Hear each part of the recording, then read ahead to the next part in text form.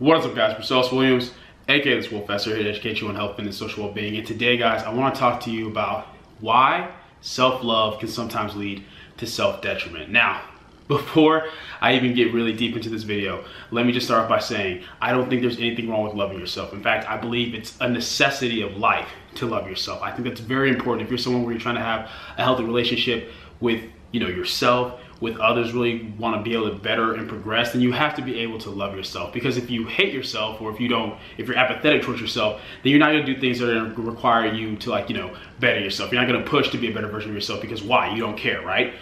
So the reason that this whole video that I'm doing it is, one, I haven't done a social well-being video in a while, and two, I just feel like this is something that needs to be addressed because it's something that's very heavily present in the fitness industry right now. So I got this idea from something that I put on my Instagram story, which I'm going to read to you guys just really quickly. So what I stated on my story was, don't use self-love as an excuse to not better yourself and expect everyone to support whatever you do, even when it's clearly detrimental.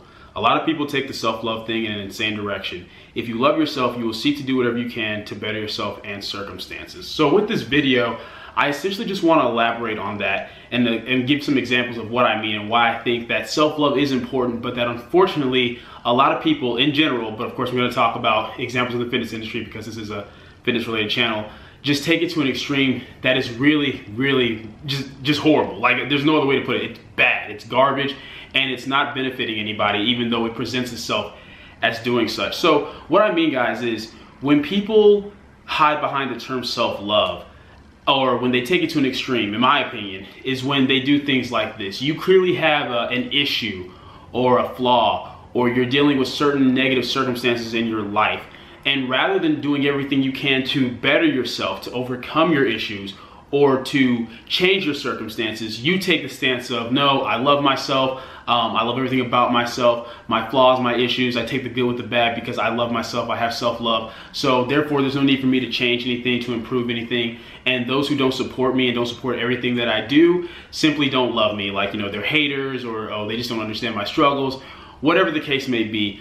And that's just such a very short-sighted and just negative way to live for several reasons. Because the reality is, guys, is that if you truly love yourself, like I said on my Instagram story, why would you not do everything you can to better yourself? Do everything you can to make your situations in your life positive. Do everything you can for the sake of your health, your longevity, your mental health, etc., right? Like, it's kind of like if you love someone, whether it's a friend, a significant other, your child, you want to do what's best for them, right? Even if they don't understand that it's what's best for them, or even if it's something that may make them feel uncomfortable, if you know it's going to be best for them long term, you're going to want to do it, right? If you love somebody, you're going to tell them the truth in love. You're not just going to tell them what they want to hear because it sounds good, especially if you know that telling them that is going to lead them down a path that isn't going to be beneficial.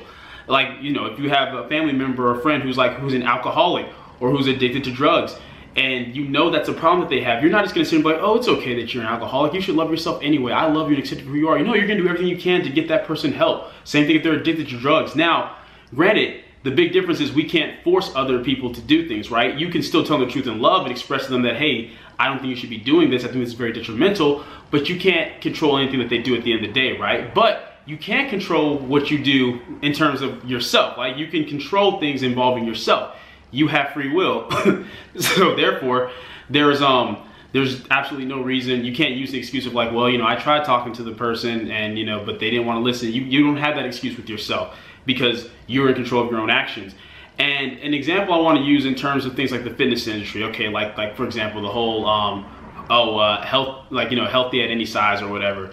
And anyone that looks at just the research already knows it's not true. Like, regardless of your feelings or your subjective perception, the facts is that there's no such thing as healthy at any size. If you are overweight or obese due to body fat, we're not talking about BMI, we're talking about being overweight or obese due to body fat. There are health issues and health risks that come with that. You are at a greater risk for heart disease, cancer, diabetes, and all other kinds of diseases. That's just the reality of it. Now, it's not to say that there aren't other unhealthy things out there. Like I said, being an alcoholic, being addicted to drugs, and one of the main arguments they always like to use is like, well, things that bodybuilders do when they're getting really lean, to single-digit body fats or anorexia. That's not healthy either. And of course it's not. And I don't think anybody rational is going to sit there and argue with you about that. Of course, there's other things that are unhealthy other than being overweight or obese due to body fat, but that doesn't negate the fact that being overweight or obese due to body fat is unhealthy. Like, it doesn't make any sense if I tell somebody like, hey, you know, diabetes is really unhealthy. Yeah, well, cancer is unhealthy too. It's like, what's your point? Like, they're both negative. Like, you don't help yourself by pointing out, you know, another problem that somebody else has. Like, that's just trying to like beat around the bush, or just trying to find a way to justify your negative lifestyle by using other people's negative lifestyles, and that simply doesn't work, right? So assuming that we understand the research and evidence that that is unhealthy, it doesn't make any sense to go from the standpoint of, especially in the fitness industry, the industry that's supposed to be about health, fitness, bettering yourself, you know, physically, mentally, emotionally, etc., for people to hide behind the hunt like, no, you should love yourself, like, no matter what, like, embrace your body, embrace the way that you look. Screw society, standards for beauty and stuff like that. And I don't even completely disagree with that. My thing with being overweight or obese due to body fat is that the whole like, oh, it's unattractive thing, that's subjective, right? Some people may like people who are like, maybe you're attracted to people who are more petite, maybe you're attracted to people who are more muscular, maybe you're attracted to people who are a little bit thicker, whatever. My thing is, regardless of what you're attracted to, it's unhealthy. There's issues going on internally that's unhealthy. And of course, people are quick to say like, well, just because someone's not overweight or obese with body fat doesn't mean they don't have health issues going on the inside. I understand that, but once again, that doesn't have anything to do with the fact that you are knowingly in a situation that is unhealthy. And I've heard so many crazy arguments, things like, oh, well, you know, someone may be skinny, but they can have just as much fat on the inside, or be just as much up on the inside. It's like, that doesn't make sense. If somebody's like 15% body fat and somebody else is 30% body fat, then they have more total fat, period, inside, outside, everything. So that doesn't even make sense. Once again, it's just beating around the bush. It's trying to use arguments to justify where you're at. But the thing is, back to the main topic, that's not self-love. If I love myself and I know that I'm currently in a situation that is detrimental to my health, detrimental to my longevity, I'm not gonna sit here and be like, oh, well, I love myself, so I accept this, when I know I can change it.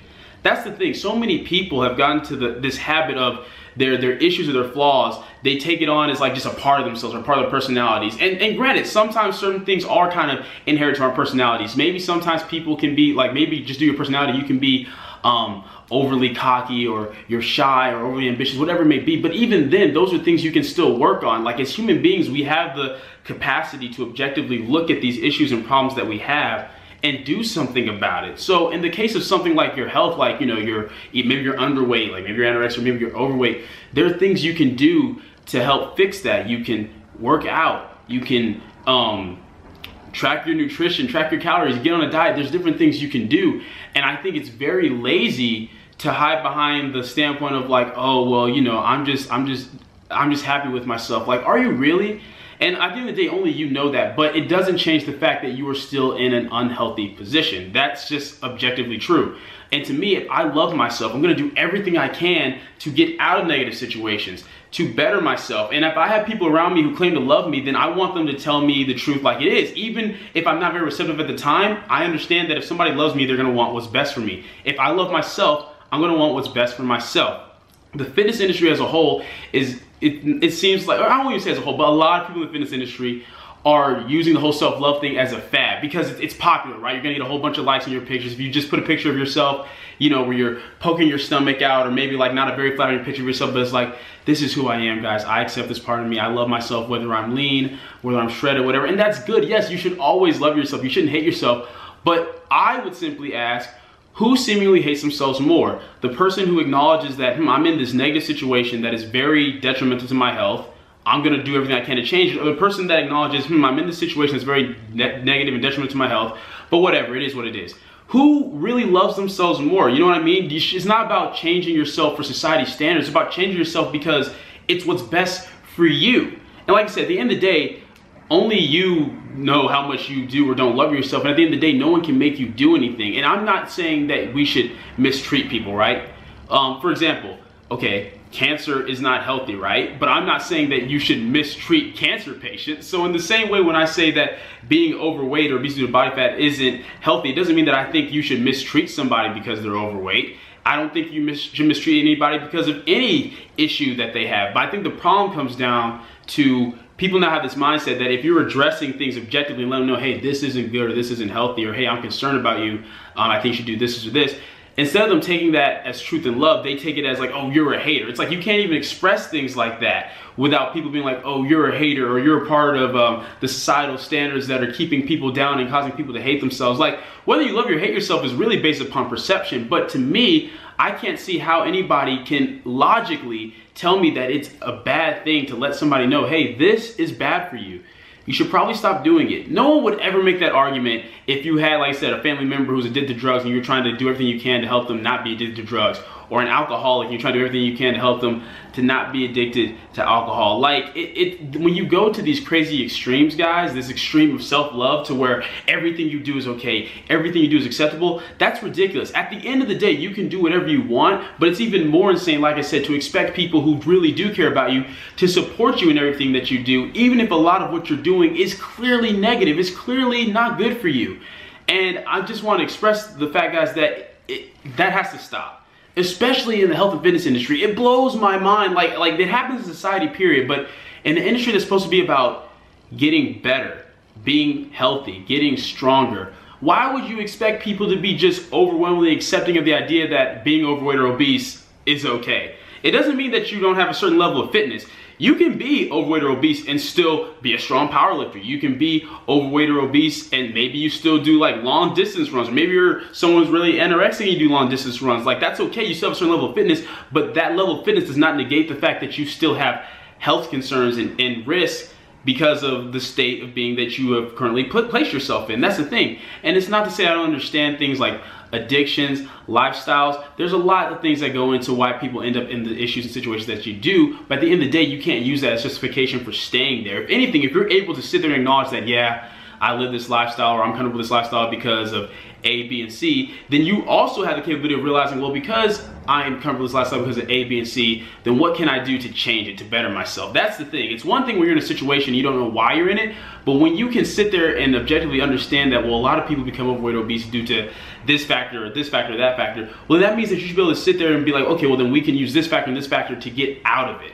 That's the big thing, guys, is that don't use self-love as a reason to not be self-aware, as a reason not hold yourself accountable for your actions and things that you do. Understand that the things that you do have an impact on you and then those around you. And understand that, yes, while you do have the right to do whatever you want, whether, you know, it's positive or negative, other people are going to look at that and form their own opinions on it, form their own judgments. People are so quick to be like, oh, don't judge me, who are you to judge? But that's literally how society works. I'm not saying that people don't take it to an extreme. You can't stop anybody from doing what they do, but judgments is literally normal. And the thing is, if we're being honest, people aren't against judgments. They're just against judgments that they don't want to hear. Like, for example, if I tell you, hey man, hey girl, you looking fine, or you know, if a girl tells a dude like, oh, you looking pretty swole, those are judgments, but they're positive judgments, so we're okay with it. But if you tell somebody, hey man, I think what you're doing is kind of messed up, you might not ease that. Oh, who are you to judge me? And it's so funny how we put these standards of like, we're so subjective when we want to receive judgment when we don't.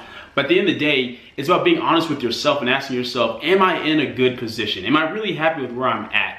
If I'm not, what can I do to change it? Regardless of other people, right? Because let's be real, you can maybe want to do things to change yourself for the better, and other people may be like, oh no, that's silly, that's stupid, that's a waste of time. But even then, you can't let your actions be dictated by others, in the sense of, in the same way that you want to say, well, even if society or all the people around me tell me that, like, you know, I'm not beautiful, I think I'm beautiful even though I'm like, you know, 100 pounds, you know, overweight or whatever. Okay, cool, then why can't you have that same mentality with, even though all these people are telling me that, hey, this is okay, this is healthy, you know it's not, so why stick with it?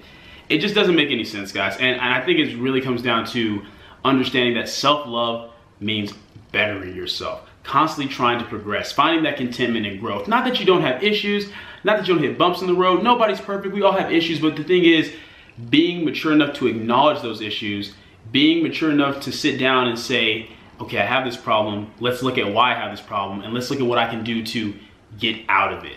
It's so important that you learn to do that, guys. I think that's a very vital skill for life, and I think it's important that you have self-validation, meaning you're validated through, like, you know, yourself and your growth, but don't validate yourself through the opinions of others, whether it's positive or negative, in the sense of just because you have a bunch of people telling you, they're like, oh no, it's cool, you do you, that doesn't mean it's okay. And I think deep down inside, most of us know when something is or isn't okay for our lifestyle, and we know when something's beneficial and when it's not. So yeah, I just kind of wanted to express that, guys, and let you guys know that like that's really how I feel about this whole self-love movement that's going on in the fitness industry. I think it's gone to a complete horrible extreme. You shouldn't hate yourself, but you should definitely be critical of yourself. I think that's very, very important. And once again, if you love yourself, then you're gonna seek to do everything you can to better yourself and your circumstances. But yeah, that's it, guys. That's all I wanted to say. Hope you guys enjoyed the video. If you did, go ahead and leave a comment down below. Let me know what you did. If you did not, leave a comment down below. Let me know what I can do to get better.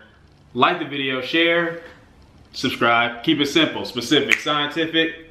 I'll catch y'all later.